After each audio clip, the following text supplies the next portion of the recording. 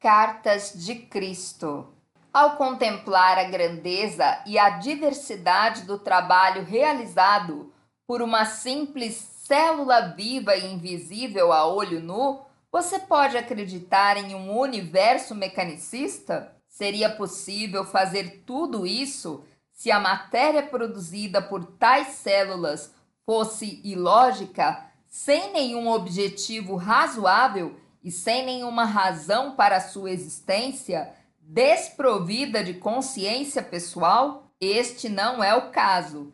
Estas células vivas idênticas trabalham juntas em harmonia dentro do homem ou do animal para fazer um fígado com múltiplas funções no corpo, para criar um olho complexo que tem seu objetivo específico de pôr o organismo em contato direto e inteligente com seu ambiente, incorporando a ajuda do cérebro para fazer ossos fortes, expressamente desenhados em conjunto com tendões e músculos, para unir-se a outros de maneira tão conveniente que permitem o pleno e ágil movimento do organismo. Além disso, células nunca interferem no trabalho de outras células. Ao criarem um rim, não fazem de repente uma orelha.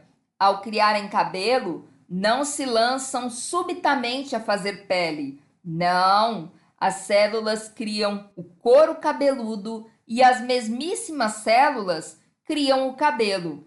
A única diferença entre as células da pele e as do cabelo é o trabalho que realizam, segundo após segundo, durante toda uma vida. Por quê?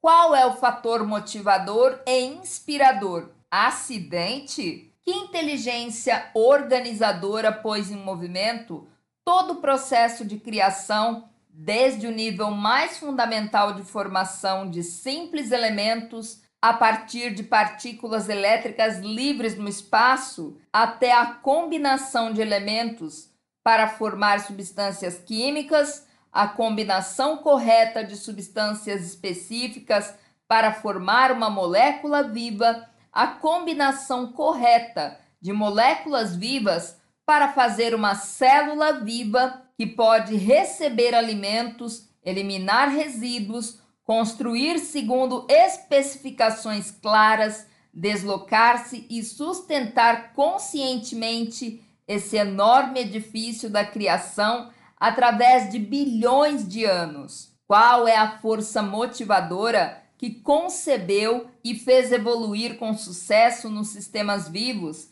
as entidades vivas, bilhões e bilhões de maneiras diferentes de fertilizar as sementes de todo tipo, sejam as das plantas, dos insetos, dos répteis, das aves, dos animais ou dos seres humanos, desenvolvendo para cada um deles um sistema inteligente de procriação, adequado às condições climáticas e à produção de vegetação no ambiente, a fim de assegurar a sobrevivência.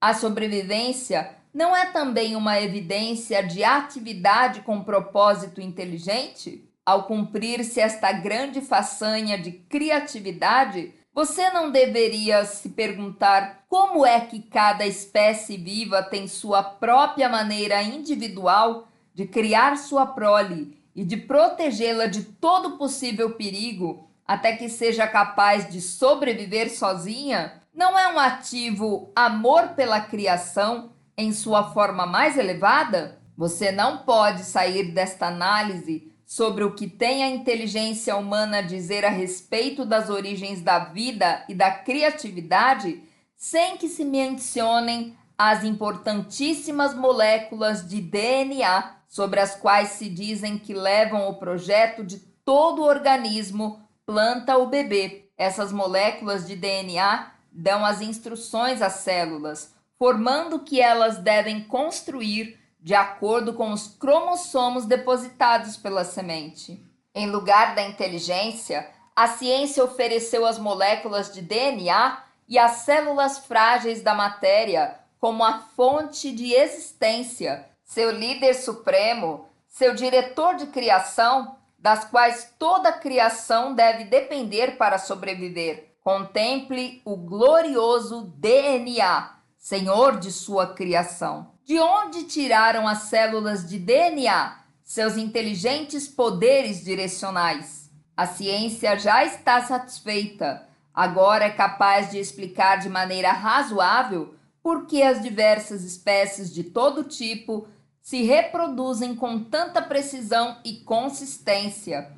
A ciência quer que você acredite que vive em um universo puramente mecanicista, que o fenômeno da evolução surge puramente de mutações casuais e da sobrevivência do mais apto. Se você estudar os diversos organismos da criação, as múltiplas e diferentes atividades de espécies relacionadas, poderá verdadeiramente acreditar em um conceito materialista tão pouco provável? Não é mera coincidência que hoje várias pessoas criativas empreendem viagens difíceis para explorar, determinar e fotografar os lugares em que vivem as criaturas selvagens e as plantas silvestres, a fim de permitir descobrir a imensa inteligência por trás da criação. Você é entretido e instruído por um banquete de fatos e fotografias sobre as maravilhas de seu universo. Durante meu tempo na Terra, não tive tais maravilhas às quais referir-me para ensinar aos judeus a universal verdade da existência. Eu tinha somente os animais domésticos e as aves para usar como exemplos da maravilhosa inventividade, inteligência e consciência aparentes em todo ser vivo. Em nenhuma parte do Evangelho foi escrito que eu me referia ao alto e poderoso Jeová como Criador, como era o costume dos líderes judeus. Não, eu recorri ao campo, às flores e às aves, e procurei ensinar aos meus compatriotas que eles estavam rodeados por uma criação maravilhosa e milagrosa. Há 2000 anos em sua dimensão, nos faltava seu atual conhecimento científico para observar e explicar de maneira inteligente a atividade que eu chamava ao Pai em tudo o que se encontra ao seu redor. Para descobrir a verdadeira fonte do ser, eu peço a você que avalie a inimaginável e indescritível complexidade e diversidade de trabalho intencional, claramente evidente nos pinguins e nos porcos. A mente humana pode reproduzir quaisquer das atividades mais básicas no sistema digestivo, por exemplo, que rapidamente reúne as enzimas requeridas e os hormônios necessários para a digestão. Como a mente finita é capaz de perceber claramente o verdadeiro processo criativo, governado pelo conhecimento instintivo, ousa declarar explicitamente, desafiando a contradição, que compreende as verdadeiras origens da criação e as forças que deram forma à criação. Que arrogância! Esses homens somente podem pensar segundo o que dizem os seus olhos. Vejo a ignorância científica atual com compaixão amorosa, com certo grau de divertimento e um grande desejo de alfinetar o seu orgulho, pois enquanto alguém não questionar sua autossatisfação e posição de infalibilidade,